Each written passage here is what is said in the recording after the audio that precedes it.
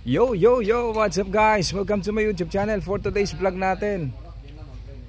Ito yung bagong farm ni Sir Alex Manalili. Kung natatandaan nyo, yung kanyang dating farm ay nandun sa kanyang bahay sa Turo, Magalang. So ito, parte ng ano to sir? Balitukan na pala ito. So guys, tara, ipasisilip sa atin yung kanyang bagong farm. Magpa-farm visit tayo dito sa kanyang bagong farm dito sa Balitukan. Tara, samahan nyo ako. So tara, mga katakam, samahan nyo ako. Farm visit tayo dito sa farm ng bago ni Alex. Napakaganda, mas maluwang. So mga katakam, dati ang farm ni Sir Alex doon lang sa likod ng kanyang bahay. So ito, bali nakahiwalay ngayon dito sa Balitukan. Mas bubulas, mas gaganda kasi maganda at maluwang yung kanyang pastulan dito. Tara. Sana all. Sir Alex, asan pa yung mga pang-out natin dito? Yung sir, mga anak nila siguro. Ay, mga anak. So, mga katakam, ito, open for reservation. Meron po si Sir na mga buntis na mga inahin ngayon na malapit ng mga anak. So, Sir Alex, magkano ba ang barako natin na 3 months? Halimbawa, na panganak na. 3 buwan ang out nyo, no? O 4 months, mga ganun. 3 to 4 4 months. Sa 3 to 4 months daw mga katakam, kung kukuha kayo kay Sir Alex, ang barako niya nagkakahalaga ng 10,000 pataas. Tama sir, ano? Tapos yung babae naman, 3 to 4 months, ang halaga 15 pataas. Ayun, napakamura. So ano pang hinihintay nyo? Magtungo na lang tayo dito sa Balitukan, Magalang, Pampanga at hanapin si Sir Alex Manalili. Okay, tara, silipin natin yung kanyang mga inahin. Ayun, kagaganda. Meron siya rito mga bower at anglo. Ayun, naglabasan na. Tignan natin yung mga buntis niya. Sir, asan yung mga buntis mo rito? Ayun sir, yung Ito. Ayun, yung mga itim sa pula. Anglo-Nubian yan. Ito po yung tinatawag na Anglo-Nubian. Pero meron din tayo ditong bower. Ay sir, bower yan, no? Ito.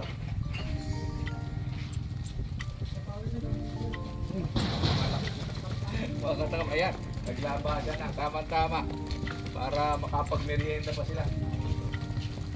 Ayan, tara, tingnan natin yung kanilang pastulan ngayon. Ala na sir yung mga kalabaw mo, no?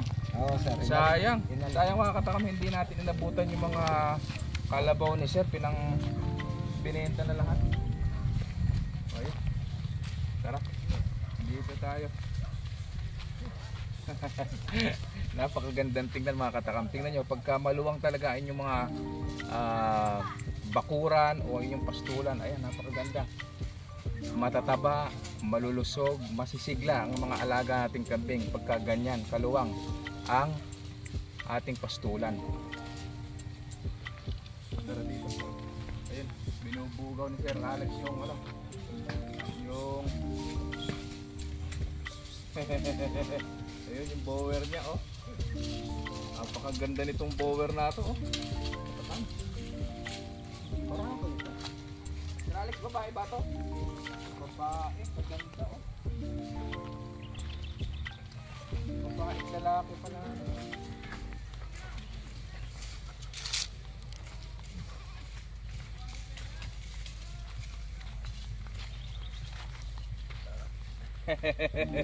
Kaganda.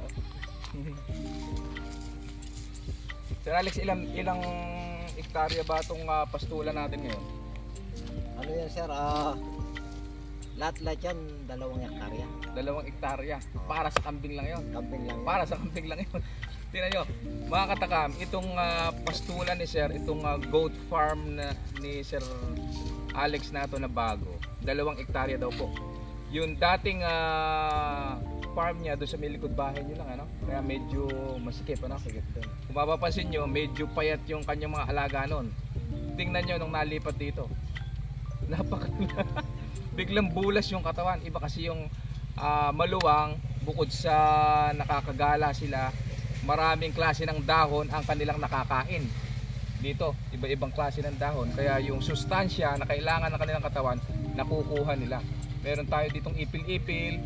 Ito yung Melina, paborito rin nila. Meron tayo ditong Napier, Carabao grass, maraming pagpipilian na klase ng dahon. Ito yung ano natin, sir. Yan yung kapatid mong ano? Kapatid ba yan, sir? Oh, Yung pula? Yung red bower. Oo, yung bower. Kaya lang hindi pa naglalandi, ano? Wala pa tayong pang-outer na ano. Wala pa bower. Ayan, malapit na yung mga Ito. Pagka ba, sir, nagpa-reserve ng bower, magkano ba ang bower natin? Pares lang ba siya ng presyo ng ano, ng Anglo-Nubian? Okay, mga katakam, kung gusto nyo, kung ayaw nyo ng Anglo-Nubian, kung hindi kayo mahilig sa Anglo-Nubian, gusto nyo yung bower na pang meat type, ang reservation daw po ng bower is ganun lang din sa Anglo-Nubian. 10,000 pataas ang 3 to 4 months niya na kambing.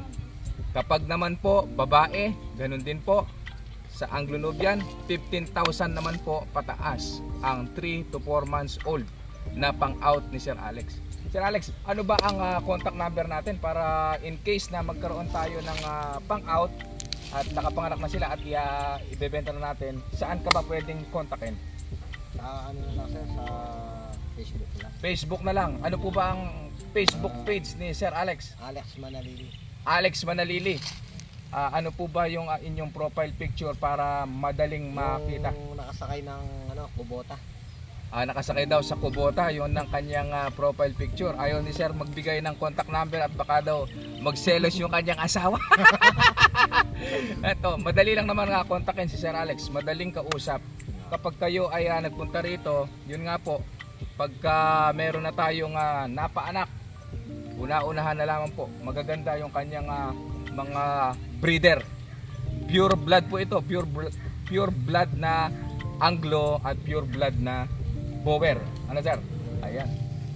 Makikita nyo naman kung asan yung mga ano niya, oh. Oh, ito yung malapit naman, sir. Parang may lumalabas na sa kanya, oh. No? Ito. Paglabas nito at nakabalik tayo dito, papakita ko sa inyo kung gaano kaganda yung lumabas dito. Ito yung kanyang Bower na inahin na malapit ng mga anak. May lumalabas na sa area niya, eh. Yan, senyales ng malapit ng mga anak. Kaya lang natanggal yung ear tag niya, kaya nabutas, ano? Sumabit siguro yan, no? Oo sir, saan? Nakapila yata. Natanggal din yung ano. Natanggal din. Ano yan, sir? Basal ba yan? Pangalawa na sir. Pangalawa ng anak. Asan na yung ano yan? Yung unang malabas natin. Nabili na. Nabili na. Ilan naging anak? Dalawa? Isa lang. Isa lang. Ano, ang laki ng ano.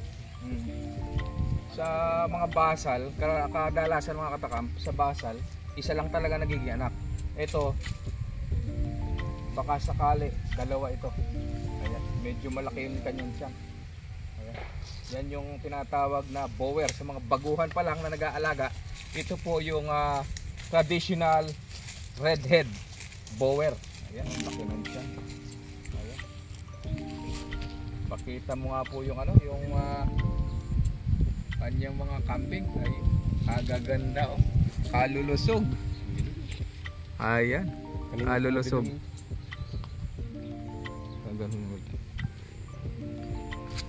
Tara, lapitan natin.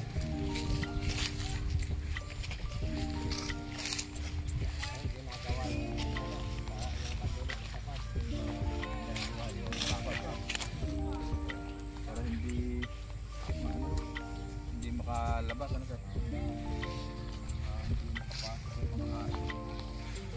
Kadalasan naman ang nagiging problema ng nagkakambing kung hindi nakakain ng hayop. Ayan yung mga kambing natin sa away ng mga aso yan. Kaya dapat safe talaga yung bakod.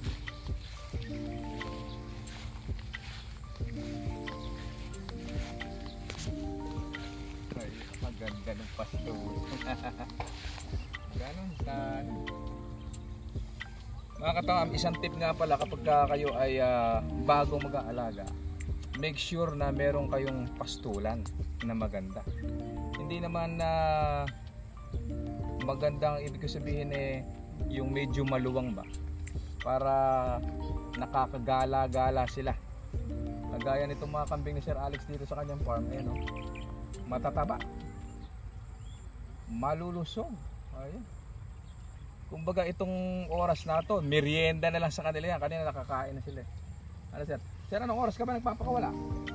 Sa umaga sir, 10. 10 hanggang 11 lang. Tapos hapon ito. Yan. 2 beses ka nagpapakain. Ay, ganoon. Parang si Sir Loy naman.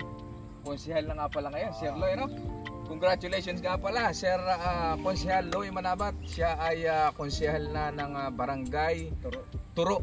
Ayan, Turo Arayat na ba ang may Turo Magalang. Turo Magalang, barangay Turo Magalang. Congratulations po, Sir Loy Manabat. Ayan. Siya Baka ay talaga ako siya doon. ay, totoo kay Sir Alex. Ay, iba ka talaga, Sir Loy. Pandiin. Pandiin. Pang ilan ba niya? Isang last term pa niyan. May last term pa. Ibig sabihin, pang ilan siyang Pang 5 yata. Ay, pang 5. Oo. 8 ata ang ilan ba ang kailangan? 7. 7. 7. Malakas pa rin si Sir Loy. Pandiin yan. Pandiin. Pa-burger ka naman, Sir Loy. Nanalo na naman pala konsehal. Susunod, kapitan na yung itatakbo ni Sir Loy niya. Kaya na yan. Baka mamaya malibot kami dyan sa farm ni Sir Loy. Balita ko, Sir, nagpalit na siya ng mga alaga niya, no?